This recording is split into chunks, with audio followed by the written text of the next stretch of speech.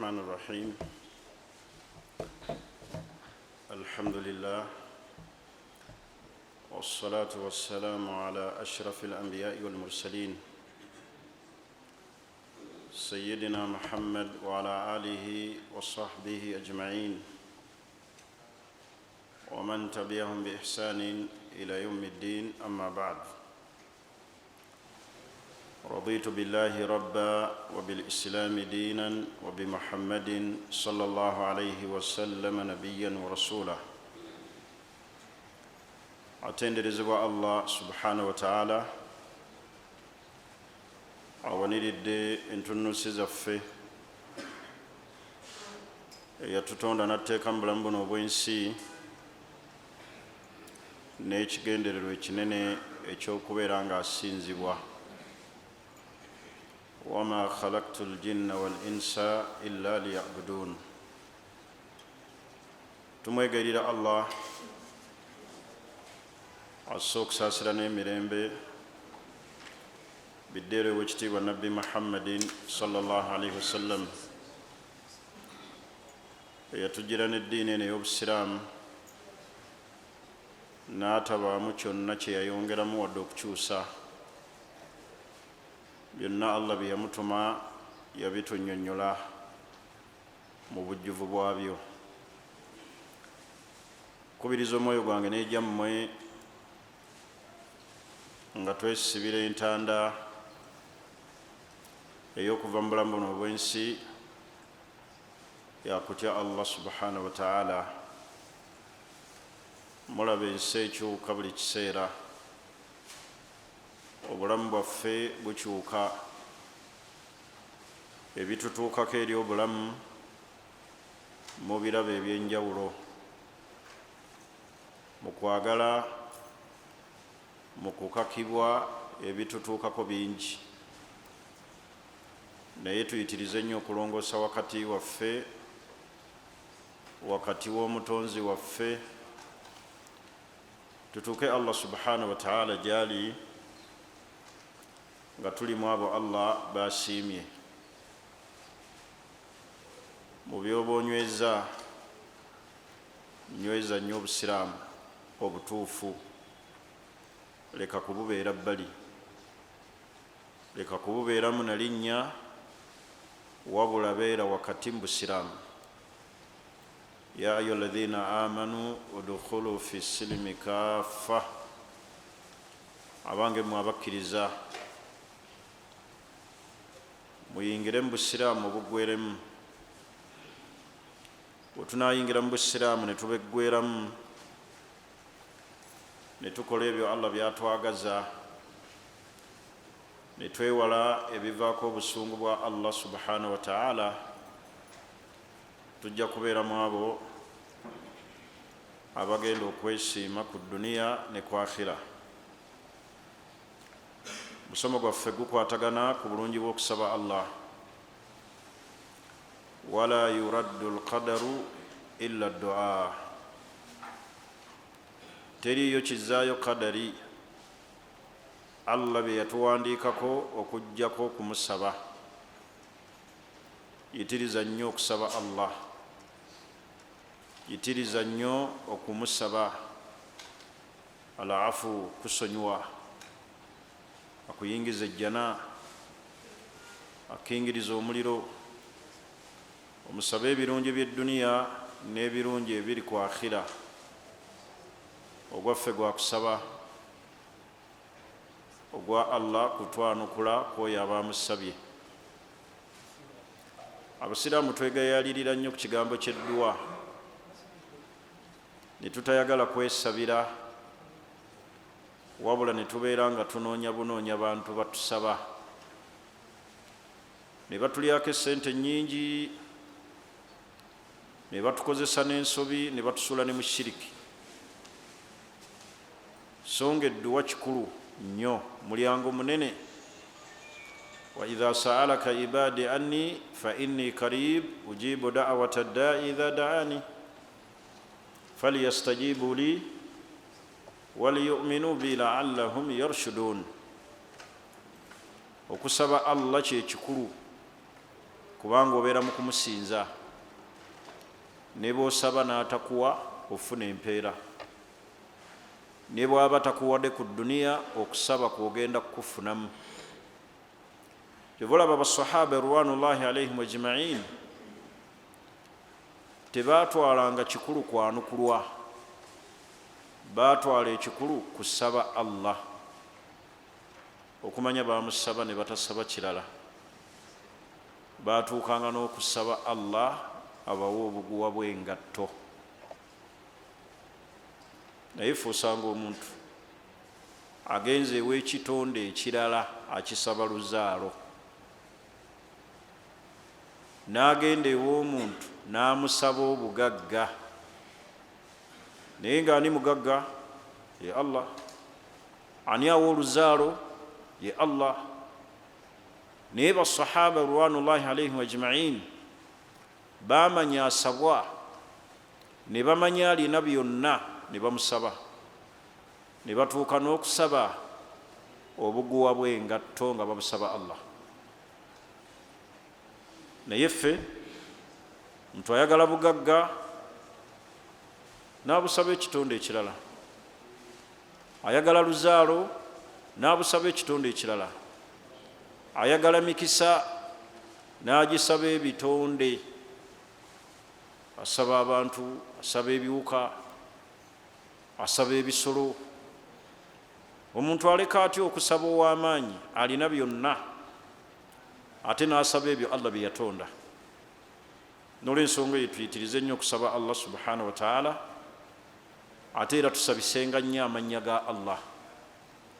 Allah yategeeza mu Qur'ani ey'ekitiibwa n'atugamba nti walillahi al asmaul husna, Allah yalina amannya amalungi, faduuhu biha, mumusabise nago. Olema otya okusaba Allah n'olema okusabisa amannya ga Allah, ng'amannya ga Allah gonna kulluha husna, gonna malungi. Kyeyeeyita Allah kyali. Bw'aba yeetenda Allah ne yeetenda n'obugagga, ekyo Allah akiri. Bw'aba yeetenda Allah mu kugaba, ekyo Allah akiri. Byonna Allah bye yeeyita kyali. Ebitonde ebisigadde bye byeyita si kye biri. N'olw'ensonga eyo baganda bange abasiraamu, du'aullah, okusaba ani? Muleke okusaba ebiyenje n'okubyesigamira, muleke okusaba lubaale n'okumwesigamira, tusabe Allah yekka. Tuli ku akhta'u du'a, akhta'u fi du'a, ensobi ezikolebwa mu kusaba Allah. Abantu bangi bakola ensobi mu kusaba omutonzi, Allah n'atayanukula kusaba kwabwe, edduwa zaabwe ne zitakolebwako, bye basabye Allah n'atabibawa. Twannyonnyola omulundi ogwayita nti omuntu ne bw'afuna ekizibu ekyenkana kitya mu dduniya muno, tekikusabisa Allah kutta. Teweegomba kusaba Allah akujje mu dduniya, oba teweekola bikolwa byakuva mu bulamu obw'ensi, kubanga al insanu ma yadiri maadha yajiri ba'da al mauti. Weesudde mu mmotoka, weesudde mu tuleera, onywedde obutwa, weetaddemu omuguwa, naye wallahi tomanyi bigenda kuddira luvannyuma lwa kufa. So nga ate okuwangaala kwo ku dduniya kukusobozesa okulongoosa emirimu, n'otereeza ku ibaada n'oyongera ku mirimu gyo, ne weenenya. Naye omuntu innazala bihi musiiba, omuntu bw'afuna omusiiba, Allah abuzizza omwana tamulaba, n'agamba siraba kalungi kakubeera ku nsi, ne yetta. Amabanja bwe gamuyitirira, n'alabanga edduniya emufunda walidde, ne yetta, ne yeesuula mu mmotoka, ne yeewa obutwa. Baganda bange, mu nsobi ezikolebwa mu kusaba Allah ye muntu okusaba Allah okumujja mu bulamu obwaki obwensi. Kimanyi bulungi obulwadde buluma, ng'era bwe nkikakasa nti obwavu buluma, ng'era bwe nkimanyi nti amabanja gabuza omuntu emirembe, naye ekyo tekikutuusanga ku ddaala ery'okusaba Allah okukujjulula oba okwetta. Omwana bw'abula omuntu mu bulamu buno obwensi, kubanga bye bimu ebisanyusa omuntu mu dduniya, mwana amulina ekyo akirabanga ekitalina makulu, naye Allah okukuteekawo ng'oli mugumba, kigezo kinene, nkimanyi kikumalako emirembe, naye tosabanga Allah akujje mu dduniya olw'okuba tolina mwana. Era teweekolanga ekikyamu olw'okubula omuki, sigala nga osaba Allah, sigala nga weegayirira Allah, topowa mu kusaba Allah. Allah ayagala nnyo abamupeeka, al ilhaahu fi ddua, lemera ku kyosaba okibeereko.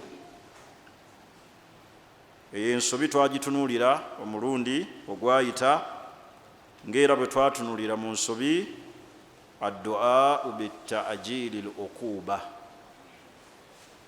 omuntu okusaba Allah okumwanguyiriza okumubonereza ng'akyali ku dduniya, ng'omuntu bw'ayinza okugamba nti Allahumma ajjili uqubati fi hadhihi dduniya, Allah nkusaba punishment yange oginsasule kuno ku nsi, nga kikyagenderera liyadkhula aljannata yawma alqiyama wa aslama min adhabi alakhira. Ayagala mbu ayingire ejjana, Allah aleme mubonereza kuki ku akhira, aleme muyingiza muliro. Eyo nno nsobi. Tetukkiriza kusaba Allah kututuusaako bibonerezo tusobole mbu okuwona ebibonerezo ku akhira, wabula omuntu asaba assalaamatu min addunya wal akhira, Allah okumuwa ebirungi ku nsi ne kuki ne ku akhira. Anas bin Malik radiyallahu anhu yatunyumiza mu hadisi za Nabi Muhammadin sallallahu alaihi wasallam anna Rasulallahi sallallahu alaihi wasallam aada rajulan min almuslimin. Nabbi yalambuula omu ku basiraamu ku mulembe gwe, kad khafata faswara mithlu alfarhi, ng'omusajja yasaba Allah, yalina embeera emutuuseeko, n'asaba Allah amukoze mithlu alfarhi, nga bw'olaba akaana k'akanyonyi akato. Faqala lahu Rasulullah, nabbi bw'amala omutuukako n'amugamba nti hal kunta tad'u bishay'in aw tas'aluhu iyyah, obadde olina kyosaba nakyo Allah? Musajja n'amugamba nti naam. Nabbi n'agamba nti subhanallah. Nabbi yeewuunya ng'omusajja yenna akozze alinga akanyonyi akato, akaana k'akanyonyi, nga yenna aweddewo. Laba Nabbi sallallahu alaihi wasallam bwe yamugamba, n'amugamba nti la tutiikuhu aw la tastati'uhu, ekyo kyosaba Allah okukikutuusaako tekisoboka era tojja kukisobola. Nabbi n'amugamba nti afala kulta Allahumma atina fi dunya hasana wa fil akhirati hasana wa qina adhaban nar. Tosobola kugamba nti rabbana atina fi dunya hasana wa fil akhirati hasana wa qina adhaban nar. Fadaa Allahu lahu, nasaba Allah, fashafahu, Allah namukola ki? Namuwonya.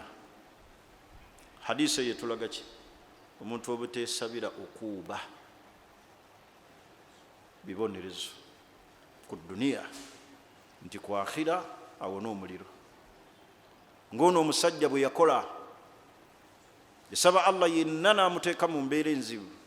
Nabbi ne yeewuunya n'alaba nga waliwo ensonga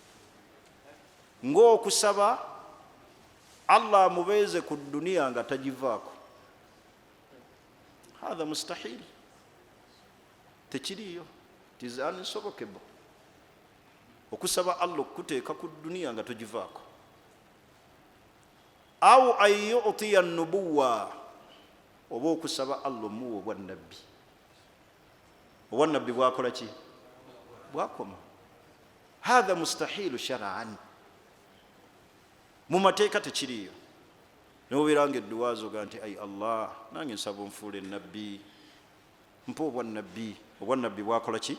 Bwakoma. Au alla yuqiima Allahu saa, oba okusaba Allah aleme kuyimirizaawo qiyama. Ya Rabbi totuusa qiyama, togiyimirizaawo qiyama gireke. Hadha mustahil. Mu magezi tekiriyo, mu sharia tekiriyo, hatta adatan ne mu mbeera tekikola ki? Tekiriyo. Au alla yamurra nnaasu ala sirat, oba okusaba Allah abantu aleme bayisa ku sirata. Allah toyisa abantu ku sirata. Ekyo Allah ekikola ki? Yekimala dda kyaggwa.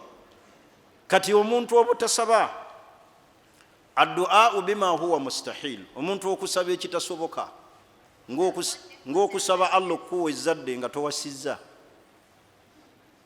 Allah nkusaba ompa omwana nga sifunye mukyala, kusaba ompa abalongo nga siwasizza. Hadha mustahil. Yo tekikola ki? Tekiriyo. Au yas'alu Allahu an yuhyiya al-mauta, oba okusaba Allah azuukiza abafu. Ani asaba Allah azuukiza abafu? Asaba nkusaba Allah ompe okuzuukiza abaki? Abafu. Ekyo yakiwa baani? Bannabbi.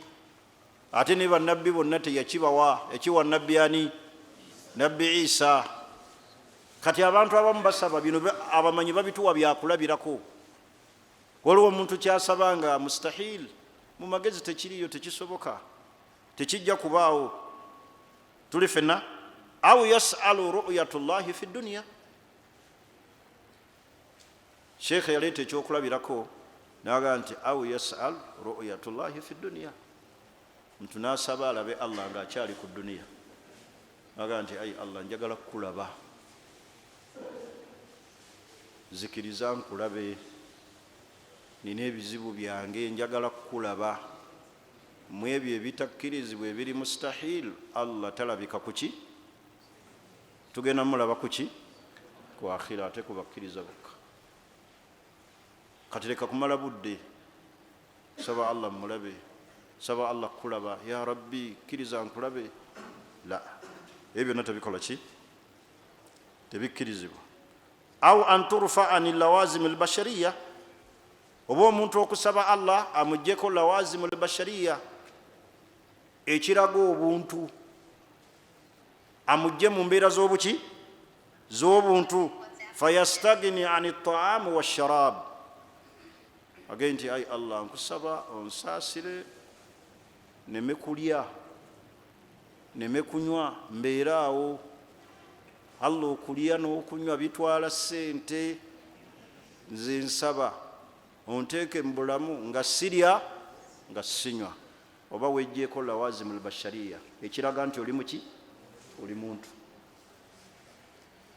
Tuli fena? Kaakati ebyo byonna byonna nsobi ezikolebwa mu kusaba Allah subhanahu wa ta'ala. Au an yu'ta jabala min dhahabi, nasaba Allah amuwa olusozi nga lwonna lujjudde ki? Zaabu. Waliwo abantu abeemoolera bwe batyo mu dduwa, naddala abasuufi, ebyo babisaba byenjogera. Asaba Katonda amufuule nabbi, onabbi owaawa, amuggyeko lawazimul bashariya, aleme kubanga muntu mbutali atanywa. Nabanyumizaano ekyafaayo ky'omusajja bano abeefuula mbu ba awuliya, bakabona. yali Buyindi eyo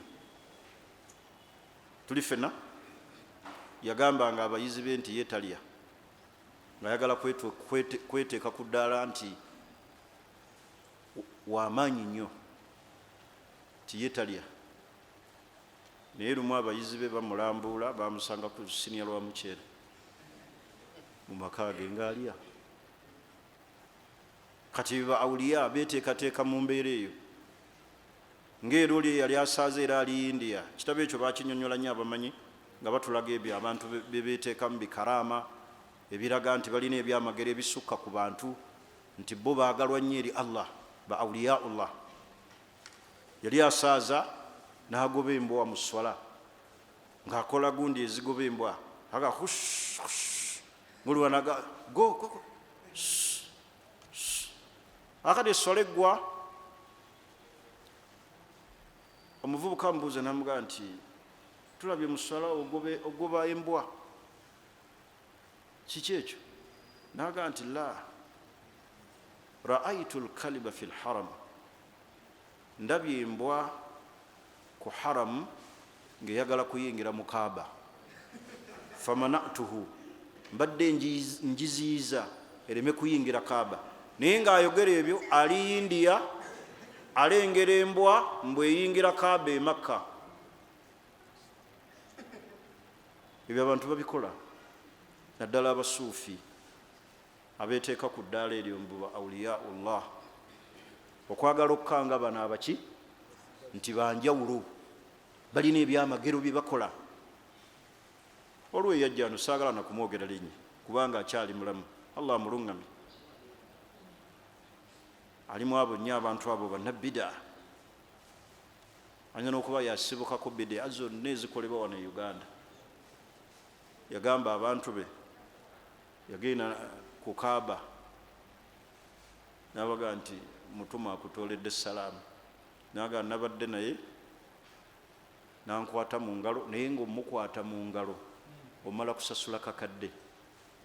N'aga Mutume yakuwadde salaamu, naawe Haji Mutume yakuwadde salaamu, Mutuma akutooledde salaamu. Naye nga buli waga nti Mutuma akuwadde salaamu, essente zibawa omuntu omuga nti nabbi akuwadde salaamu, oyo waali wano e Uganda hayyun yuruzaku, mumanyi mulamu akyaliwo. Kati ebyo tebikkirizibwa, bye babikozesa ne beeyita ba awuliya, bakabona. Naye nga kubulizaamu baki? Akati omuntu okugamba bw'atyo nti Mutuma akutooledde salaamu, senga agamba nti jangu nkusabire kimedduwa y'obugagga, osobola okugaana odduka mbiro. Baganda bange ebyo byonna tebikkirizibwa mu swala. Manya mu kusaba Allah subhanahu wa ta'ala. Tuli fena aw yasalu thamara duna zar'i, ng'omuntu wayinza okusaba ebirime nga talimye.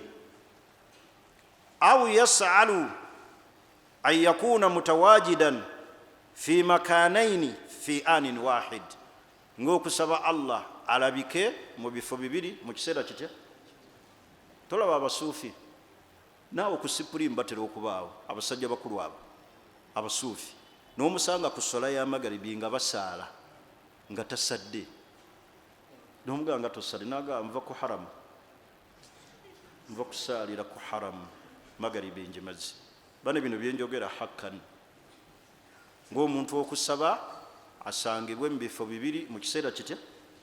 Akati ono ali Uganda, basaala isha, basaala magaribi, agamba kusaalira ku haramu, oyo tabeera mu bifo bibiri. Hatha garib. Ebyo gye biri mu basuufi, batijaniya abo be mulaba, bagulaatu suufiya babikola.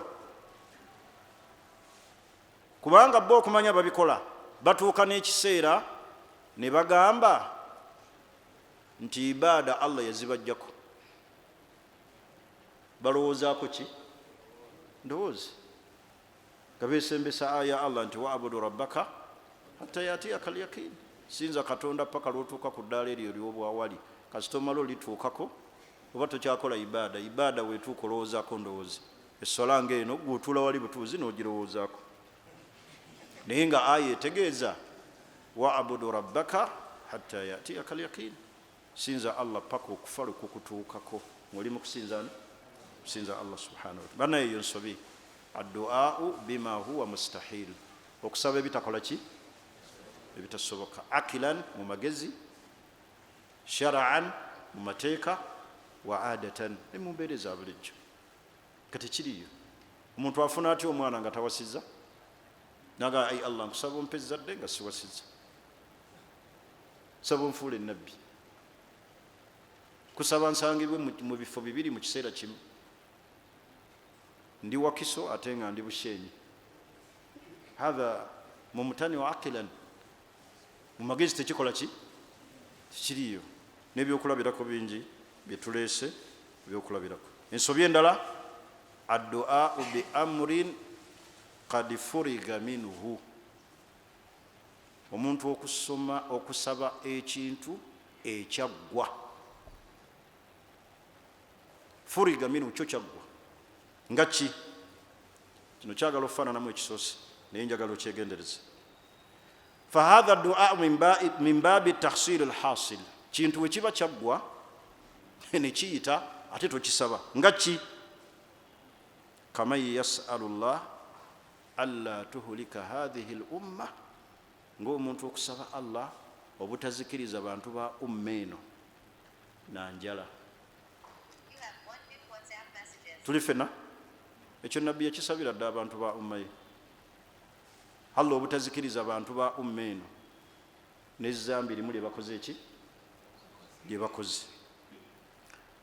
Nga nabbi weesabira abantu ba umma ye, Allah olutabaleetera mulaba avaawa, ava bweru, abeere wa muki, wa munda waabwe, abalabe baffe bava munda. Kati ekintu kyaggwa nabbi yakisaba ne kiggwa, Allah n'abimuwa.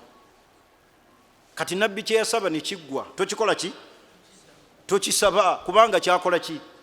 Kyayita. Hadha min baabi tahsil alhasil, kyayita kyaggwa, bakimala. Tuli fena n'olw'ensonga eyo omuntu asaba wa alla yusallita Allahu alayhi aduwan min siwa anfusihim fayastabihu baydataha, kubanga ebyo nabbi sallallahu alayhi wasallam ebyokusabira abantu ba umma ye Allah abaleetere eyo mulabe ng'ava munda, ekyo Allah yakiwa nabbi Muhammad sallallahu alayhi wasallam. Era mu ebyo mu kusaba ekintu ekyaggwa, ayad'uwa alla yudkhala alkuffari aljanna in matu ala kufrihim, n'abeera ng'asaba Allah abakafiri obutakola ki, abakafiri obutayingira jjana bwe baba nga bafiiridde ku bukafiri bwabwe. Ekyo Allah yakimala, teri mukafiri agenda kuyingira ki. Kati kikwetaagisa kusaba Allah, kiringa wokakasa omuntu nti afiiridde ku bukafiri, afudde si musiraamu, n'otandika okulajanira Allah n'omugaa nti ai Allah oyo muyingiza omuliro, muyingiza omuliro, oyo muyingiza omuliro. Ekyo kyaggwa nti buli afiira ku bukaafu tagenda kuyingira ki, buli wookisaba. Hatha min baabi tahsil alhasil, weetololera ku kyaggwa Allah kye yamala okusalawo. Wa alla yukhallada almu'min fi nnar, ng'omuntu okusaba Allah omukkiriza aleme kubeera muki, aleme kubeera mu muliro bugenderevu. Teriyo mukkiriza agenda kubeera mu muliro buki, ekyo Allah yekimala nti teriyo mukkiriza agenda kubeera mu jahannama buki, bugenderevu. Bagenda kubeerayo kiseera bamale bakole ki, baveemu. Kiringa era kyenti omuntu afudde si musiraamu ate n'ogaa nti Allah musanyuse n'omuliro oyo, olwedde wa muliro tekikwetaagisa, olwedde wa muki, kasita afiira ku buki. Hatha amrun kad furiga minhu, buli wookiddako hatha min baabi tahsil alhasil, olwedde wa muliro ne bw'otasaba wa muliro. Kati goyinza okusabira omukkiriza n'ogaa nti ai Allah tukusaba abakkiriza babeere nga omuliro bagubeeramu buki. La tekiriyo ekyo. Tuli fenna kakati ebyo byonna ebifaanaganako bwe bityo wama shakalaha biraga nti eba nsobi mu kusaba Allah subhanahu wa ta'ala. Kintu ekyaggwa okusalibwawo tuli fena aye tetukikola ki tetukiddamu kukisaba kubanga Allah aba yakiramula nekiggwa. Ensobi endala ekolebwa mu kusaba Allah ayyaduwa bima dalla shar'i ala adami wuku'ihi, ye muntu okusaba ekintu shariya kye yalaga obutabaawo kwakyo. Shariya yakiramula dda nti tekijja kukola ki kubaawo oli nakisawa. nga ki ka ayyaduwa ala muslimin alla yadkhula aljanna, ng'okusabira omusiraamu obutayingira jjana. Ndoza abasiraamu era gye bali abo oli naaga nti ayi Allah oyo musiraamu tomuyingizanga ejjana. Omuntu kasitaafa nga muki nga musiraamu wa muki sawa asoose kubonerezebwa asoose mu muliro oledde ejjana agenda giyingira. Kati tosabira musiraamu afudde nga musiraamu Allah kumumma ki jana, aw ayyaduwa likafirin bidukhuli aljanna, oba omuntu okusabira omukafiri ayingire ejjana. Kasita omuntu afa n'afiira ku busiraamu tuli fena, omuntu bw'afiira ku busiraamu gwamujjana. Kati ate tosobola kusaba Allah amuyingiza omuki omuliro kubanga afudde musiraamu. Kati okusabira omuntu atali musiraamu ng'afiiridde ku bukaafu Allah amuyingiza ejjana nsobi. Abantu nno bagikola nnyo, naddala bannabyabufuzi. N'alaba munnabyabufuzi munnaabwe afudde musiraamu n'ayimirira nga bamuwadde akazindaala ak'okukubagiza naga tusaba Katonda amuyingiza ejjana ey'emirembe. Omuntu gw'okakasa afudde mushiriku tamanyi na Allah, afudde mukaafu, oyo tetumusabira Allah muyingiza ejjana. Musaanira kitya ekyo olwedde Allah yakigalira dda nti omuntu bw'afanga mukafiri wa muliro, ne bw'otasaba ye wamuki wamuliro oyo olwedde automatically. Naye abasiraamu bangi basabira nnyo abatali basiraamu Allah bayingiza ki ejjana. Omuntu bw'afanga afiiridde ku bukaafu, don't waste your time okumusabira nti Allah amuyingiza eki ejjana. Tuli fenna omuntu bw'afanga si musiraamu obuddiro bwe muki muliro. N'olw'ensonga eyo ekintu obusiraamu kye bwalamula edda ala adami wukuihi nti tekijja kubaawo, tetukyetolerako kukisaba. Tuli fenna omukafiiri si wakuyingira jjana. Don't waste your time okumusabira Allah amuyingiza ejjana. Nobalaba abantu nga beekuŋŋaanyiza ku dduwa y'obote bamusabira ayingire ejjana. Oyo yafa si musiraamu. Ennamula ye Allah yagiramula dda. Omuntu gwe tasobola kukakasaako ekyo yakyali omuki omulamu kubanga tomanyi. Abantu abamu babeera mu dduwa ezo banyumiza, abo babeera mu dduwa ezo ze arwaaha ezo baleeta amannya g'abafu ne baleetamu ag'abantu abatali basiraamu abakoze ebyafaayo ne baga Idi Amini Dada al-Fatiha amina bismillah. Ayo musiraamu mbawa kyakulabirako. Idi Amini Dada al-Fatiha amina bismillahir rahmanir rahim ne basooka military obote al-Fatiha amina bismillahir rahmanir rahim. Bannayi abasiraamu mubadde ki? Oli n'aleeta olukalala lw'abantu abatali basiraamu n'abateekamu abo abagenda okusabirwa edduwa. Omulimu gwennyini gwalimu nsobi mufu ate agasseemu ekiki ekifu. Oweereza otya obote al-Fatiha kujjako okuzannyira mu ddiini ya Allah? Ebyo mugende mumbuuza abasomi b'edduwa gyebiri. Oli n'ateeka olukalala lw'abantu abasabirwa bagenda ne basabira nnyinimu amannya g'effamire ne gaggwayo ne baleeta abakozi ebyafaayo mu ggwanga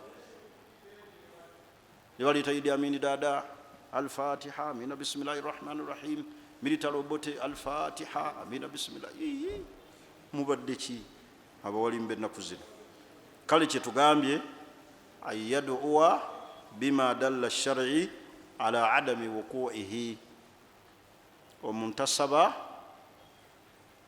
shariya kyeyalamula obutakola ki obutabaawo tuli fena ekirala mu nsobi ezikolebwa mu kusaba Allah addu'a bil ithmi ka yaduwa ala shakhs an yakuna mudminan lil khamri ng'omuntu okusabira omuntu Allah amufuule lujuuju mu kunywa omwenge saba omusajja oyo Allah amufuule mu abanywi b'omwenge lujuuju tosabira muntu bwonoonefu tuli fena au ayumitahu llahu kafiran ng'okusabira omuntu Allah okumutanga muki nga mukafiri muntu musabire Allah amulungamye nali simanyi nti abantu abamu okusabira omuntu atali musiraamu Allah amulungamye amusiramule nti kibanyiiza ino omuntu omu gwe nasabira nti nsaba Allah amulungamye basiraamu ne banyinaga we tasaana kulungama obulungamu si gw'obugaba eyo nsobi obulungamu si gw'obugaba obulungamu bwa Allah yagaba Allah yamanyi nirikaga nti oyo tasaana kusiramuka oyo tasaana kulungama hawu kakati ne wano addu'a bil ithmi tetusabira bantu kukola byonoono nga nosabira omuntu example sheikh gye yaleeta ka an yad'uwa ala shakhsin an yakuna mudminan lil khamri omuntu Allah amufuule lujuuju mu kunywa omwenge au an yamitahu kafiran noga nti ay Allah musajja oyo mutte nga mukaafu sabire Allah kumulungamya mulabe nabbi kye yakola abamukuba etwaifa yakola ati muba kubanga mwali etwaifa ab'ennaku zino abakuba nabbi ne bamubongola ne bamugira ebigere ne babigira omusaayi ne guyiika n'agwa ne mu nnimiro n'azirika Allah n'amubuuza abantu abo tubakolere ki nabbi yagaa nti basaasire sanga ku migongo gyabwe kulivaako abakusinza naye gwe ow'ennaku zino bakubanga gwe bakubira etwaifa ne bagaa tubakolere ki olaba musabira ffe kennyini ababasomesa eddiini oga akasajja ako sikaagala saba Allah akatte nira bannabbi abasajja bamukubye bamutuusizzaako obuvune wabula ate abasabira Allah abalungami ku migongo gyabwe kulivaako abalimusinza mwabe ennaku zino wemunyiiga obusungu bukulembera entegeera kyeko oyo tasaana kulungama oyo Allah amutenga mukaafu obulungamya Allah yabukola ki yabugaba wa innaka latahdi ila sirati mustaqim gugugwo gwakulungamya bantu kituufu wa innaka latahdi man ahbabta tosobola kulungamya oyo gwoyagala Allah yalungamya nabbi yafuba nnyo alungamye Abu Talib Allah tiyemulungamya naye ogwaffe ki al irshad bantu kubalaga makubo maki alungama akole ki alungamye n'olwensonga eyo temusabira bantu Allah kubattanga bakaafu wabula tubasabire Allah abalungamye wabula bw'aba amaze okufa nga mukaafu n'afiira ku bukaafu bwe ekiddirira ffenna tukikola ki tukimanyi ate don't waste your time ti oyo Allah ate amuyingiza ejjana ku byakoze kasitaafa nga afiiridde ku bukaafu tuli ffenna addu'a bil ithmi tosabira muntu kukola zambi au an yubtala bizina au ghairi dhalik ti ay Allah omuddu oyo mugezese n'obwenzi mugezese n'obushiriku tekikkirizibwa kubeera nga osabira omuntu Allah amugezese n'obwononefu ay Allah mugezese n'obushiriku mugezese n'obwenzi mugezese n'okunywa omwenge hawu muntu musabire Allah amulungamye amujje ku bwenzi tuli ffenna au yad'u Allahu an yassila lahu alfasad walfujur. Ng'omuntu okusaba Allah ng'asabira omuntu Allah amwanguyiriza obwononefu. Ezo nedduwa abashiya be batera zisaba. Ensi ebeeremu obuki? Bagamba balina biriivu egamba mbu ensi bw'ebeeramu obwononefu ne busaasaana, Katonda agenda kuleeta al-Mahdi gwe basuubira oli khurujul Mahdi. Mutera balaba nga bali e Kalbala beefumitafumita ebiso, kati baga nti ensi bwejjulamu obwononefu, bwejjulamu al-fasad, abantu ne boonoona, Katonda agenda kuleeta al-Mahdi oli gwe basuubira nti ava mu lulyo lwani? Tuli fenna ajje. Hatha khata ayunsubi. Fede tulinga bashiya.